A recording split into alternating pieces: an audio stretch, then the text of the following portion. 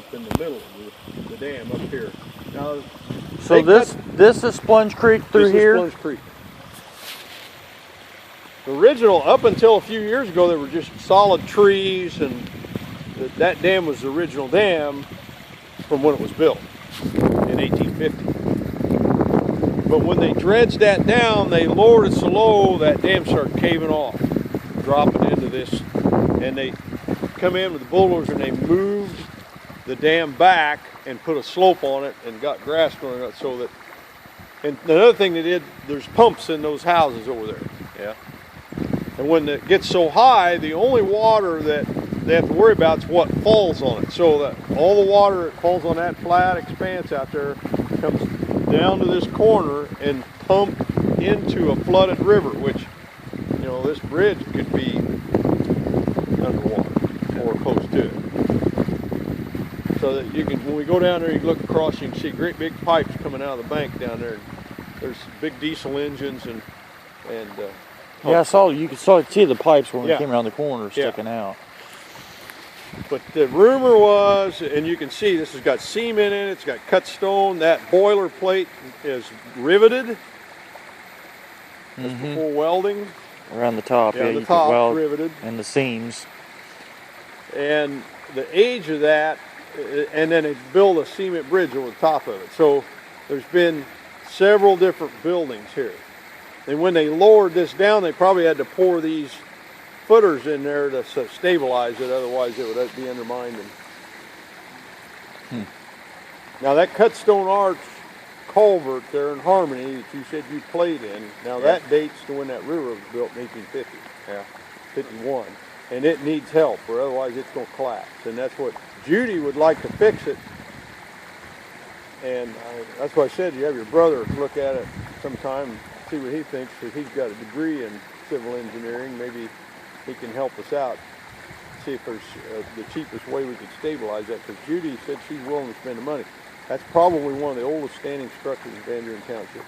So are we in Clay County right now? We are in Lewis Township. Okay, well, I didn't know if we were still in Clay or if we were back in Vigo. Clay goes on down to Jasonville. Right. This is well, I was thinking west far enough if we were still in Clay or Vigo. Canal came down through here, and it wouldn't have been probably any deeper than probably right about there, and went around that corner through that hog lot and hugged the river. Omni River, Hunter River, went around that flood. Now, when they were getting ready to replace that iron bridge there, I came down here with I would give every summer, old Barbara Reese, the teacher, Clay, would get junior high kids to have something. She'd ask me to give it out for her. And I'd come down, we came down one time, they had set up there doing archaeological digs on that hill. This was Old Hill. This was, like I said, there was a post office here at one time. Shut them doors when the river comes up, or I don't know if anybody do it or not. But see, they pay a tax assessment to maintain all this, pumps, all that stuff. So everybody, that whole drainage area will pay to come together, and somebody, I suppose they designate who comes out there and starts those motors up and starts that pump running and all that. It doesn't look like them doors have moved a whole lot. Yeah.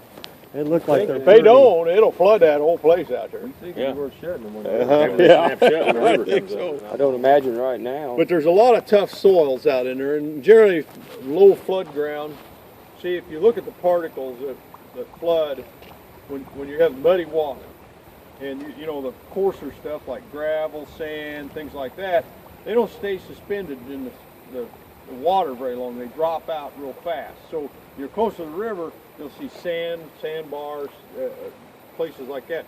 But the clay particles are fine, and they stay suspended in the water for a long time. And you get out in a low area like that, and as it was flooded over a period of time and over thousands of years, that clay particles fell out in those low areas.